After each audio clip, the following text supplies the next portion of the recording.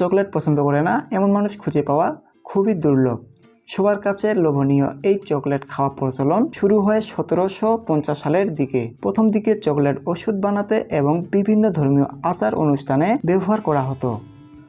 আর এখন সারা পৃথিবীতে সাড়া ফেলেছে এই চকলেট। চকলেট খাওয়া হয় মিষ্টি জাতীয় লোভনীয় খাবার হিসেবে। প্রতি বছর সারা বিশ্বের 3 মিলিয়ন টন চকলেট উৎপাদন হয়। বর্তমান সময়েও সারা পৃথিবীতে চকলেটের বড় অর্থনৈতিক ভূমিকা রয়েছে। এবার আসা যাক চকলেট কোথায় বেশি উৎপাদন হয়। চকলেটের জন্মভূমি আফ্রিকাতেই। আফ্রিকার 25% সেলসিয়াস তাপমাত্রা এবং 80% আর্দ্রতা উৎপাদনের জন্য খুবই উপযোগী। আফ্রিকার ঘানা সহ বিভিন্ন এলাকায় প্রচুর পরিমাণ চকলেট উৎপাদন করা হয়। প্রাচীন মায়ান সভ্যতার সময়ও চকলেট খাওয়া হতো, আর মায়ানদের আদি নিবাস ছিল আফ্রিকা এবং আমেরিকাতে।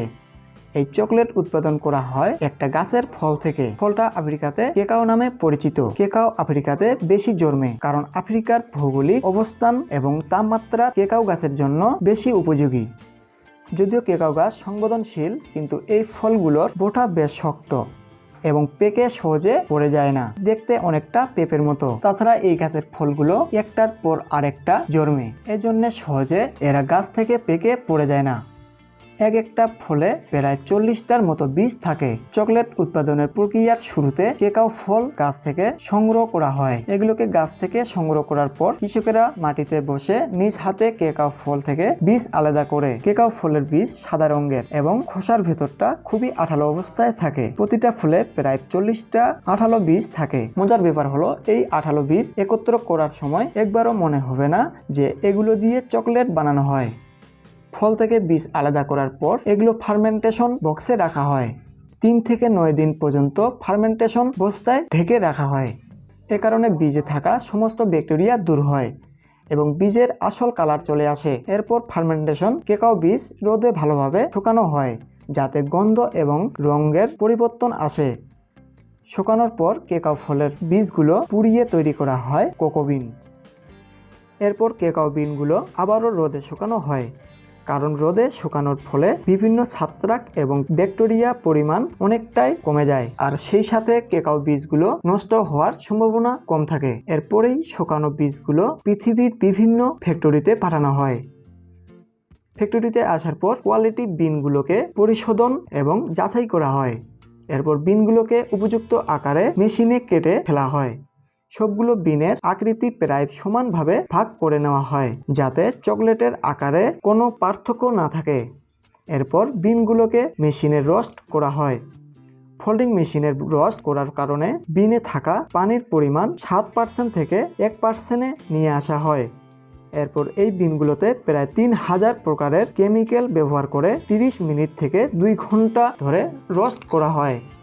এতে করে পচন বা নষ্ট হওয়ারও আর ভয় থাকে না।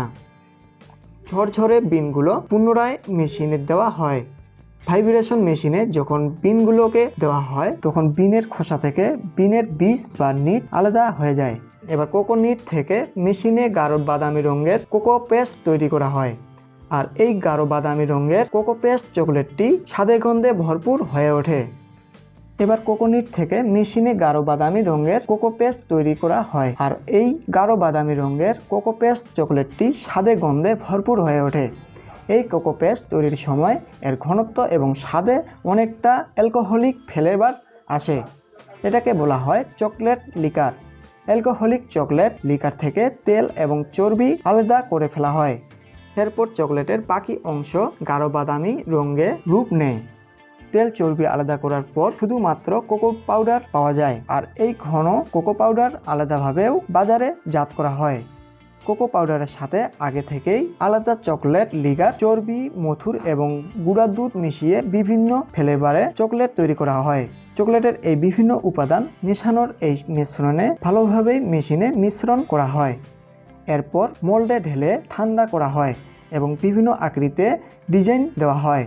তার আগে ফাইনাল চেক করা হয় যে চকলেটের কোনো রকম বুদবুদ বা এয়ারবল আছে কিনা, কারণ এয়ারবল থাকলে চকলেট ভেঙে যায় আর সহজে নষ্ট হয়ে যায়।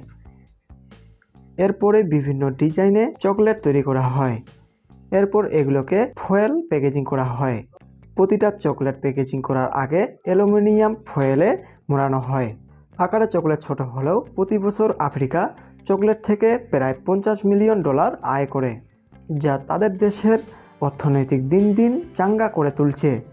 সারা বিশ্বে সারা বছরে প্রচুর পরিমাণ চকলেট বিক্রি করা হয়, আর চকলেট পেলে খুশি হয় না এমন মানুষ খুঁজে পাওয়াটা খুবই কম।